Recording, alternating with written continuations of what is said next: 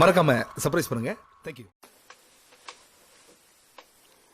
In the game Kasparov against Erevan, the world champion is fighting against the two knights.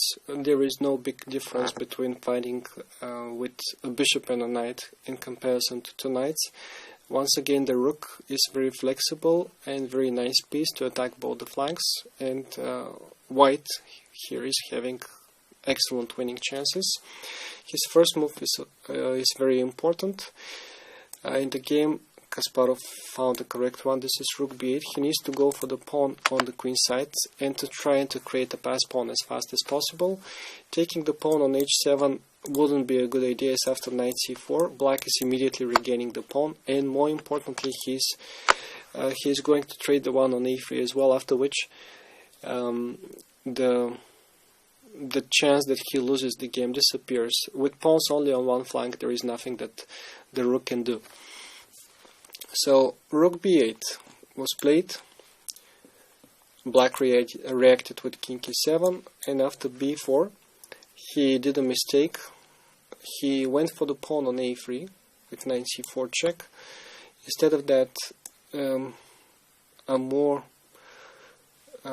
a better try to defend would be knight c to d7, as suggested by Kasparov, and after rook b7, knight c4 check, king d3, knight takes a3, and rook takes a7, even though white is still much better. And after that he can play king c4 and b5, and he can once again try to combine play on both flanks. The chances for draw for black are also quite high. This would be the right way to defend, as the b passer is not as dangerous as the a passer.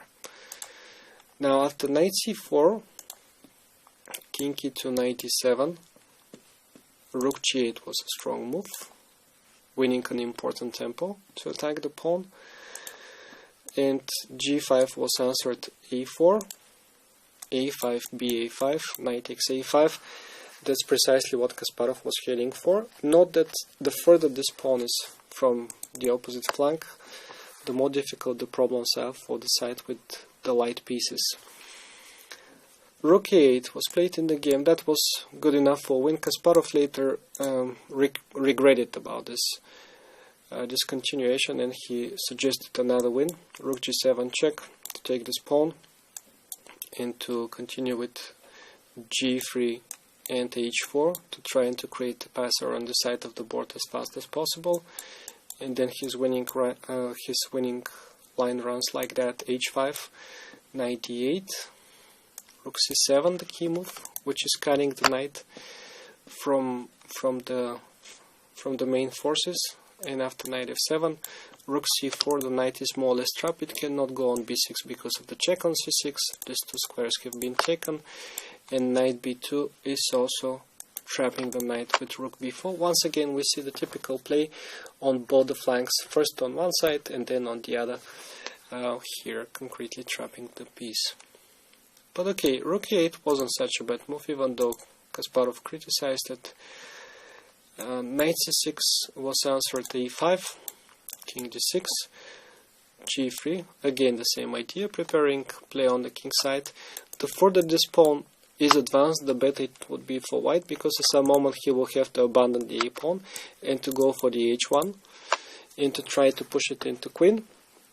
So that's why he's trying to push it as far as possible. Now h5 was played. Black knows what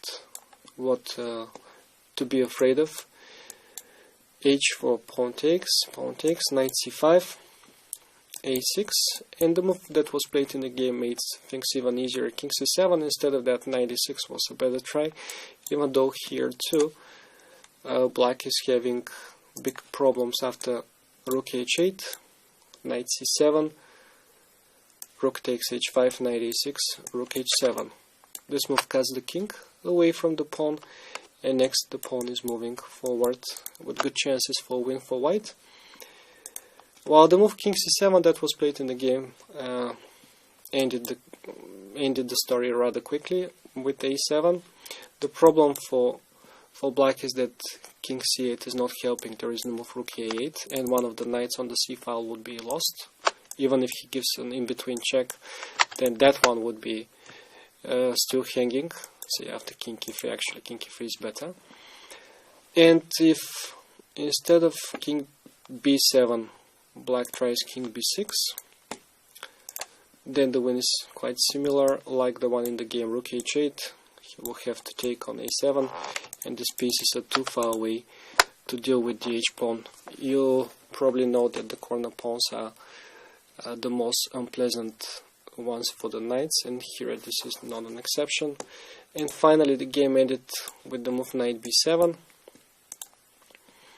which allowed rook c8 trick, sorry, not rook d8, but rook c8, and the pawn got promoted.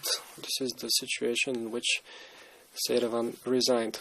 So all in all we need to remember is that usually in the endgames, a rook and a pawn are better than two light pieces. We didn't cover the cases with the bishops, but also even there, in most of the cases, a rook and a pawn versus two bishops versus two light pieces as a whole, these are favorable endgames for the side with the rook, especially if there are pass pawns.